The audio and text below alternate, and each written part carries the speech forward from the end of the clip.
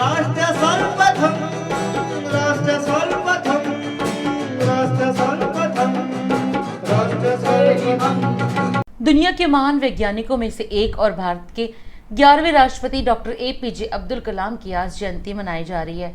Doctor कलाम का जन्म 15 अक्टूबर 1931 को तमिलनाडु के रामेश्वर के एक मुस्लिम परिवार में हुआ था। अब्दुल कलाम का पूरा नाम डॉक्टर अबुल पकीर जैनुलब्दीन अब्दुल कलाम था। दुनिया उन्हें नाम से कम उनके काम से ज्यादा जानती है।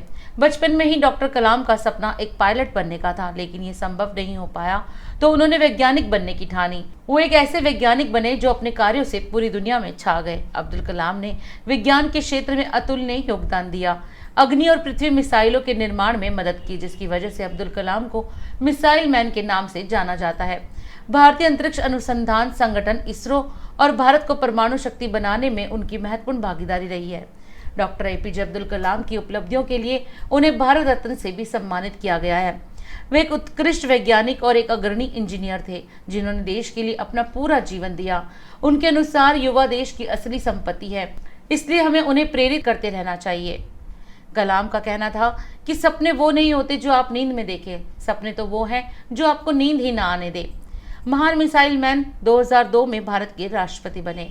जब डॉक्टर एपीजे अब्दुल कलाम को राष्ट्रपति चुना गया तो उनके स्वागत के लिए जोरों शोरों से तैयारियां की गई कि देश के नए राष्ट्रपति का सामान ठीक से भवन में रख दिया जाए। लेकिन इस बात को काफी कम लोग जानते हैं कि जब अब्दुल कलाम वहां पहुंचे तो वह सिर्फ 2 सूटकेस लेकर पहुंचे थे। एक सूटकेस में उनके कपड़े तथा दूसरे में उनकी प्रिय किताबें थी। उनकी अध्यक्षता अवधि के दौरान सेना और देश ने कई मील के पत्थर हासिल किए, जिन्होंने राष्ट्र के लिए बहुत बड़े योगदान दिए। अपने कार्यकाल के अंत में राष्ट्रपति पद छोड़ने के बाद डॉक्टर एपीजे अब्दुल कलाम फिर से अपने पुराने जुनून की ओर मुड़ गए, जो छात्रों को पढ़ाने को था। उन्होंने देश भर में स्थित भारत के कई प्रसिद्ध और प्रतिष्ठित संस्थानों के लिए काम किया। अपने जीवन काल के दौरान डॉक्टर एपीजे अब्दुल कलाम को न केवल भारतीय संगठन और समितियों द्वारा बल्कि कई अंतर्राष्ट्रीय संगठनों और समितियों द्वारा सम्मानित किया गया।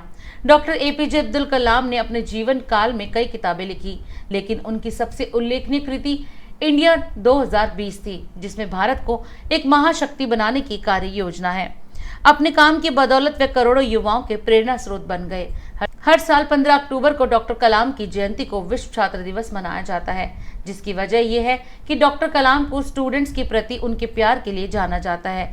इसके साथ ही शिक्षा को प्रमोट करने के लिए भी उन्होंने काफी कुछ किया। इसी के चलते उनके सम्मान में यूनाइटेड नेशन ने उनके जन्मदिन पर 2010 से आज के दिन को वर्ल्ड स्टूडेंट डे के रूप में घोषित कर दिया।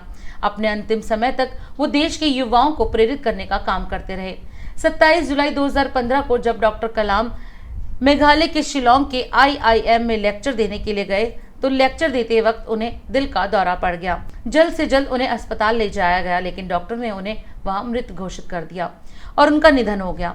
83 वर्ष की आयु में डॉक्टर कलाम देश को हमेशा के लिए अलविदा कह गए। वैज्ञानिक से लेकर राष्ट्रपति तक का सफर तय करने के बाद भी डॉक्टर कलाम ने एक भी संपत्ति अपने नाम पर नहीं जोड़ी।